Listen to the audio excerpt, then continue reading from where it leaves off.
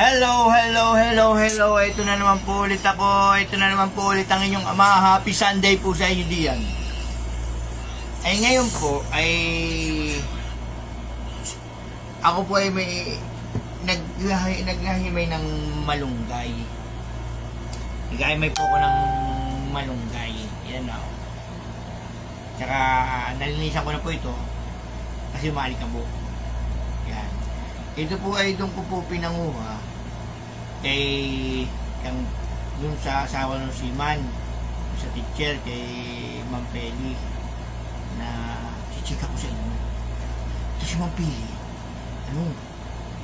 ay laging yun ay mahilig mag-bullroom doon. Mahilig siya mag-bullroom. Ay natimpuhan ko kanina, hindi ako nakapagpaalam ng ako. Ay nasa pag-bullroom pala. Yung asawa niyang Siman ay sa ano pa daw po ang next month pa daw po ang uwi. Eh lagi ako may sigarilyo doon pagka na-uwi yun. Gawa ng yung daw kung una niyang sinakyan na barko ay nadala ng baha. Kaya po na-stranded sila doon sa naku, anong bansa yun? Nadala po ng baha yung ay ngayon po, isasampa po siya doon sa ibang barko naman kasi po yung barko niya sinasakyan ay nadala po ng baha. Kaya po na-stranded. Mabuti nga ho, hindi sila napasama. Ay ito naman po, kaya po hindi nakauwi itong nakaraang buwan. Pero okay naman po daw sila. Okay naman po daw naman. Ang asawa nga po pala ni Campili ay si Kang Berne. Berne po ang pangalan. Ay na-stranded po sila doon sa isang bansa. Gawa po na nga yun. Nadala ng baha yung kanya na sinasakyan na barko. Ngayon po pero pauwi na daw po. Ang bayang bike po nun yung mag-asawang yun. Hindi katulad din ni kay Kang Juan ay ang taray nung asawa ni Kang Juan. Kala mo naman ang ganda. Ano naman, singal naman ang ngipin. Galing pa ako, walang ngipin. Ayun, singal ang ngipin. Ay tingnan yung ano naman kasi. Kaya, ito hindi isa-isa ko po ang tanggal ng malunggay. Kasi po, pag po naman din kasama yung tangkay, baka po naman sumabit sa lubot. Yan.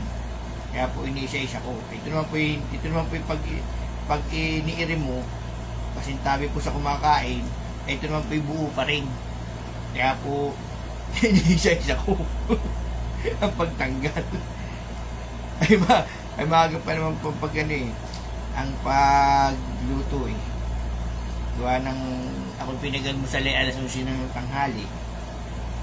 Sabihan mo naman ako na nung na wag daw muna ako kakain ito bago bunot. Di mamahit mo po ano.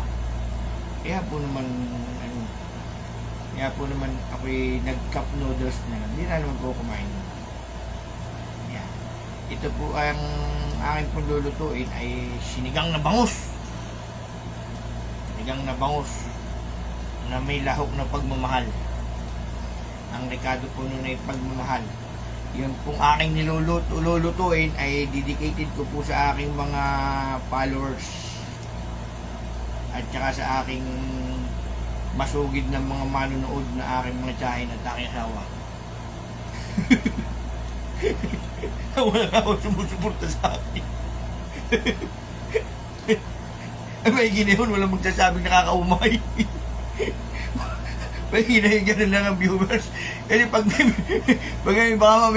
baka may mabas ka pa, tatay Pabling, ay nakakasawa na yung pagmumukha mo ba mo sabihan ko pa ng gano'n. Kaya yung mga child, tsaka sa aking asawa, ay hindi makakabit sa akin ng gano'n. At ako'y love na love ng mga nun. Ay mga viewers, baka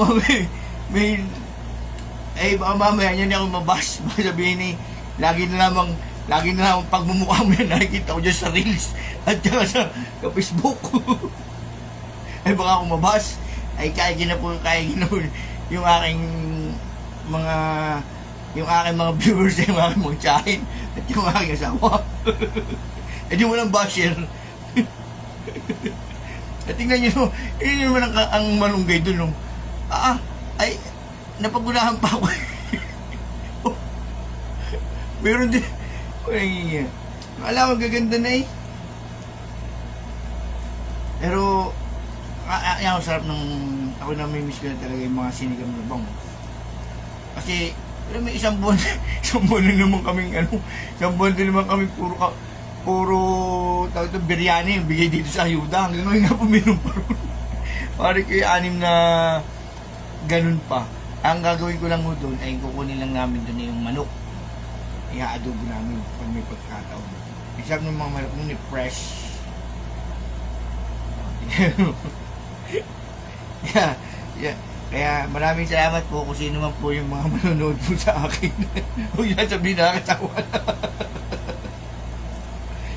At ako naman po ako naman po naglilibang lang at ako naman po alam niyo naman solo rin eh. Solo naman po ako rin eh.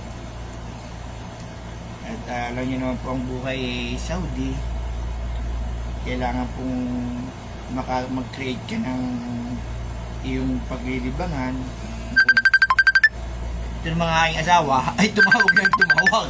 Hindi baga nandito lang sa live ko. Wala. Alam naman ako naglalabi. Sige na po. At ang aking po daling itawag ng tumawag.